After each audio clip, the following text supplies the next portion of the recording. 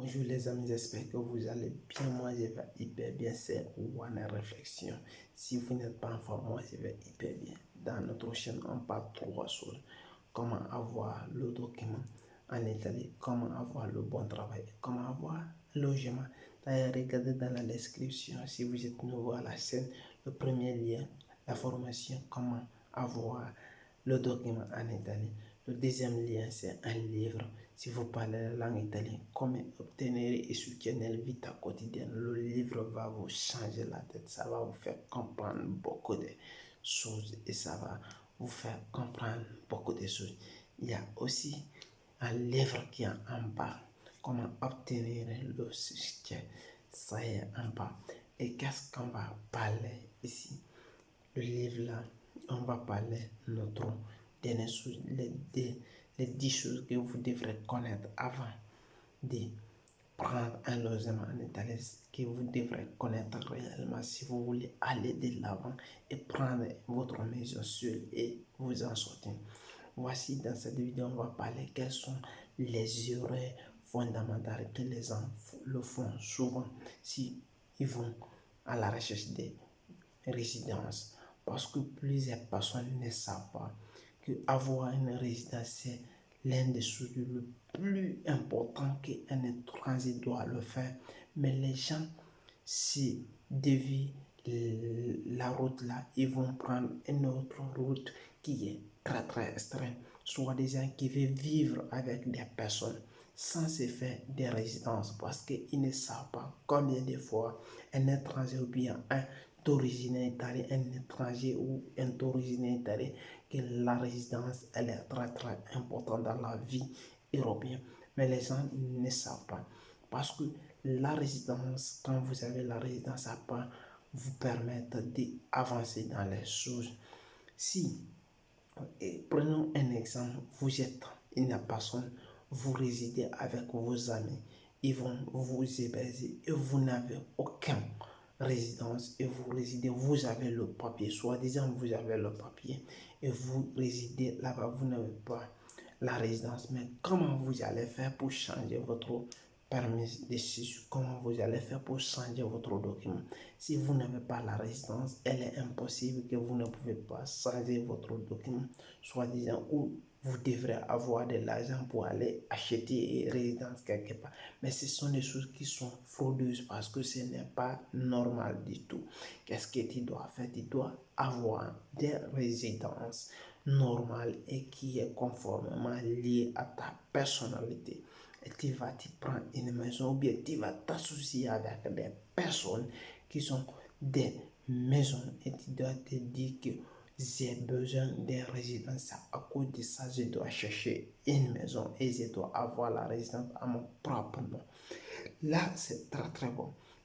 Tu dois t'associer avec une certaine famille ou bien un certain groupe de personnes ou bien un certain groupe d'individus. Vous allez prendre un appartement ou bien une maison ensemble, vous allez habiter et vous allez diviser la résidence. C'est très important. D'ailleurs, même si vous voulez faire le petit malin, soit disant que vous voulez vivre la maison avec quelqu'un, soit disant que lui, il a un monolocal et lui, il vit dans cette monolocal, que soit disant que vous n'avez pas le document, ou bien vous avez le document, ou vous avez le travail, ou vous n'avez pas le travail, tout comme vous voulez. Vous voulez dormir avec la personne, soit disant que vous allez me laisser, je vais dormir ici en attendant. Je n'ai pas besoin de résidence, mais je vais vous payer votre loyer. Mais ça, c'est quel ça? Tu le dis, monsieur, si vous pouvez m'aider à avoir des résidences et je dois rester ici pour quelqu'un temps jusqu'à ce que je vais avoir une maison. Quand je trouve une maison, je dois partir, je dois transférer mon résidence là où j'habite et la vôtre, on va supprimer. C'est comme ça que tu dois faire. Tu dois demander la résidence à tes voisins, à tes amis qui sont à côté ou là où tu dors. Mais s'il y a aussi quelque chose que tu dois connaître, si vous partez, vous allez dire à quelqu'un qui habite avec des locaux ou bien avec une maison de 40 cm ou bien des 50 cm qui est un peu petit, que vous partez dans cette maison, vous allez dire que la personne va vous faire la résidence. Il a eu pitié de vous pour vous faire dormir quelques instants parce que vous n'avez pas où dormir. Il vous donne, c'est ça, des opportunités, vous allez dormir. Vous ne pouvez pas demander la résidence là-bas parce que il y a certains nombres qui sont limités. Parce que si vous avez pris des locales à 4 personnes, chacun 4 personnes qui doivent avoir la résidence, pas plus. Si vous faites plus, soi-disant, si ça trouve que la maison n'est pas grande, vous avez fait hors loi. Ce sont des choses qui ne sont pas normales du tout. Mais si vous voulez compléter certaines personnes, par exemple, ils ont des locales et ils sont 3 et vous venez, vous allez compléter à 4, vous devrez avoir réellement la résidence, mais pas pour dormir sans avoir des résidences. Ce sont des choses qui sont à éviter à tout prix parce que si vous avez le document, vous devrez avoir la résidence pour convertir votre document ou pour changer votre document. Voici comment, comment est-ce que la résidence elle est très très importante. Voici certaines choses, mais beaucoup de gens les font souvent les erreurs qui sont fondamentales de ne pas avoir des résidences et d'abandonner les résidences. Et certaines personnes même, qu'est-ce qu'ils vont faire? Quand ils quittent dans une maison aujourd'hui, dès demain, ils vont couper leur résidence. Ce n'est pas normal. Si vous n'avez pas encore trouvé un autre résident, elle est difficile parce que quand vous coupez votre résidence, là où vous venez, votre résidence, ça doit se retourner là-bas. Et ou si vous avez tenu votre résidence là-bas, ça compte aussi la durée de quel temps et quelle année, combien d'années vous avez fait dans cette commune, ça dure aussi. La durée aussi, ça compte, c'est beaucoup.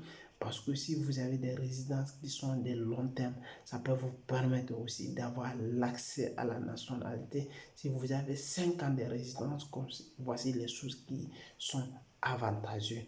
Mais les gens, beaucoup de gens ne savent pas, ils vont faire n'importe quoi avec la résidence. Et pourtant, la résidence, elle est très très importante. Un étranger doit le faire, même s'il n'est pas un étranger d'origine italienne, qui mérite d'avoir la résidence. Ce sont des choses qui sont avantageuses dans certaines choses qui sont très très importantes. Et c'était une réflexion, c'était pour vous parler quelques erreurs fondamentales que les gens le font souvent à la recherche de moins dépenses pour ne pas avoir des résidences. Et c'était une réflexion. Si vous avez aimé, partagez la vidéo et me laissez des commentaires. D'ailleurs, en partant, ne partez pas comme ça, regardez dans la description. Il y a des livres et des formations qui sont en bas. Vous allez essayer de cliquer comme vous voulez. Ça va vous permettre d'atteindre quelque chose et ça va vous faire comprendre quelque chose. Et ne partez pas comme ça, c'est tout partager et me laisser des commentaires. Et abonnez-vous à ma chaîne. Merci, c'est Wana Réflexion.